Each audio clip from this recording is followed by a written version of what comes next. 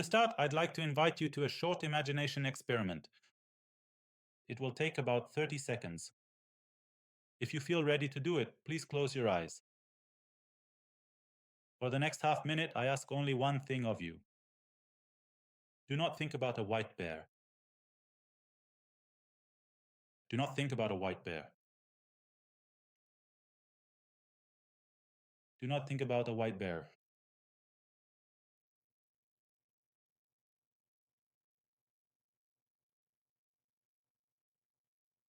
You can open your eyes now. How did it go? If you saw a bear in your imagination, congratulations, you've just experienced the mechanism that drives OCD. Because you see, OCD is not a matter of bad will. It's not excessive perfectionism or a lack of character strength. It's a trap that the mind sets for itself. The harder you struggle, the tighter the loop becomes. Today, I'll show you exactly how it works, step by step. I'll talk about the cognitive behavioral model and the research that turned upside down our thinking about this disorder. Because to get out of the trap, you first have to understand how it's built. In the cognitive behavioral model of OCD, the problem isn't the thought that appears. The problem is the way in which we interpret that thought. Look at the research. Back in 1978, researchers Rachman and Da Silva proved that up to 80% of healthy people without any diagnosis have strange, intrusive thoughts about doing something stupid, about hurting someone, about something shameful. This is not abnormal. It's simply the nature of the human mind. So what's the difference between a healthy person and someone with OCD? It's not about what pops into our heads, but about what we do with it. A person without OCD thinks, oh, what a weird thought, shrugs their shoulders and goes for coffee. The thought floats away like a cloud. A person with OCD stops, feeling a growing, terrifying anxiety. They start to analyze, what does this thought say about me? Is it a threat? I have to do something about it. And at that moment, the loop starts.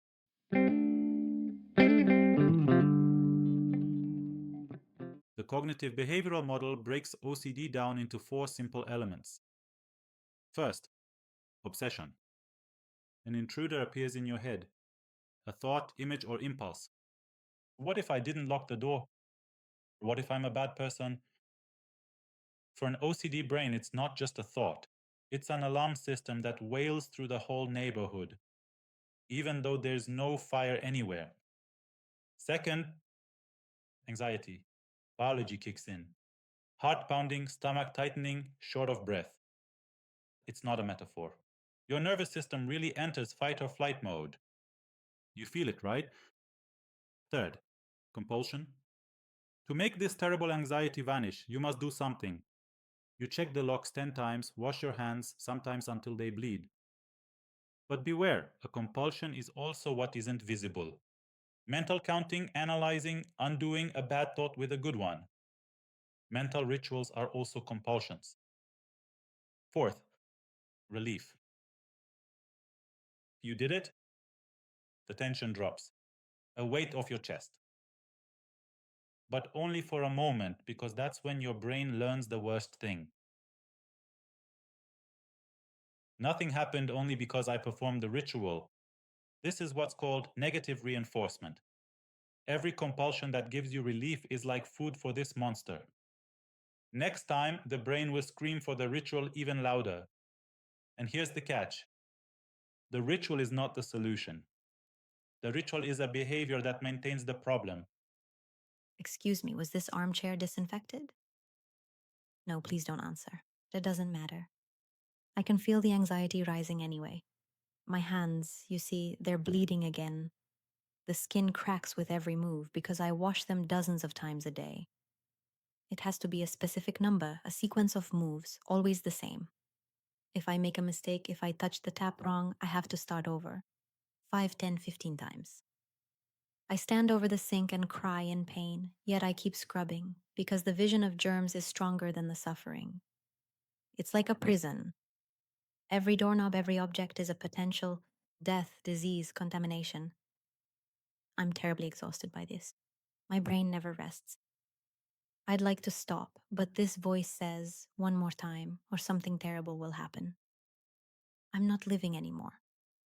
I'm just guarding an absolute sterility that I'll never achieve. You know, the worst part is that I know how absurd it is. I'm sitting here talking to you while in the meantime, a sick war is raging in my head. A moment ago, I thought that something bad might happen to my child. And instead of forgetting it, I have to neutralize it. I started counting down from 8 in my head, interweaving it with a short prayer. If I get distracted, I have to start over and over. Sometimes I stand in the kitchen and stare at the wall for 15 minutes because I'm stuck counting.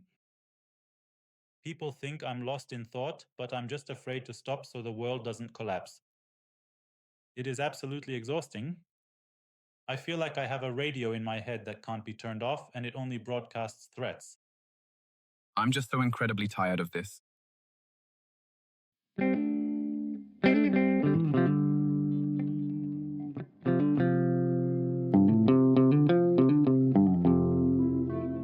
Let's go back to our bear from the start of the video. In 1987, Daniel Wegner conducted a famous study. He told the subjects not to think about it for 5 minutes. If they did think of it, they were to ring a bell. They rang it on average once every minute, but the most interesting part came later, when they were given permission. Okay, now you can think about it.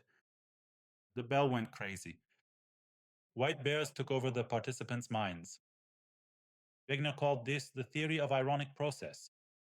It's simple and brutal. To not think about something, your brain must constantly check if it's thinking about it. This internal guardian itself summons the wolf from the forest. The latest data from November 2024 only confirms this. Trying to suppress thoughts in someone with OCD makes that thought return even stronger. That is the tragedy of this disorder. The more you try to have proper thoughts and be calm, the tighter you pull the noose around your neck. The medicine you're using becomes a poison for you.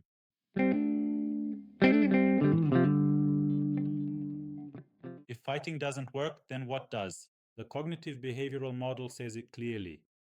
Observation.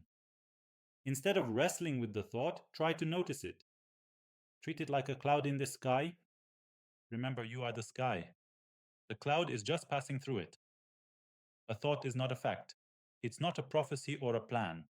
It's just an electrical discharge in your head. I know it sounds cliche, but in practice, it's damn hard. Your anxiety will scream. Don't ignore this. Something will happen. And it will be echoed by all the somatic symptoms that accompany anxiety. But it's not you screaming. It's the voice of your OCD. That's exactly what ERP therapy is: exposure and response prevention. In therapy, we learn to sit with that anxiety and do nothing. Don't check, don't untwist, don't wash your hands. Then the brain doesn't get the reward of relief. Eventually it understands. Aha, it was just a thought. Nothing happened. I survived. To my family, my behavior was bizarre and illogical.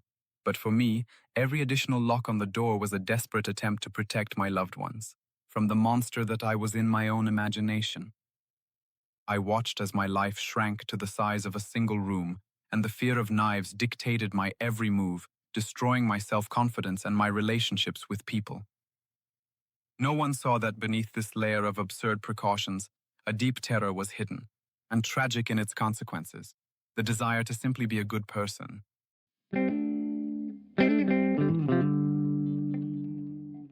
The latest clinical guidelines confirm ERP based on cognitive behavioral therapy is the first-line treatment for OCD with documented effectiveness of 60 to 80%.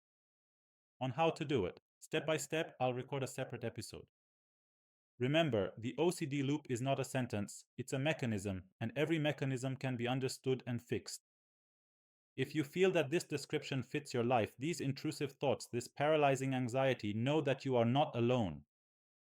In our country, 1 to 3% of people struggle with OCD. Naming the problem is the first step to freedom. In the next video, we'll talk about the different phases of OCD. Because although the content varies, the loop always looks the same. If what I've said is important and valuable to you, let me know in the comments what you're struggling with. I read them all and tried to respond to every single one. Leave a like, subscribe to the channel so you don't miss the next parts. You can also find me on Instagram and TikTok under the name Cognitive Behavioral. There I post short nuggets of knowledge. You can follow me there. And finally, as is tradition, remember, treat yourself with the same kindness that you treat others. Bye.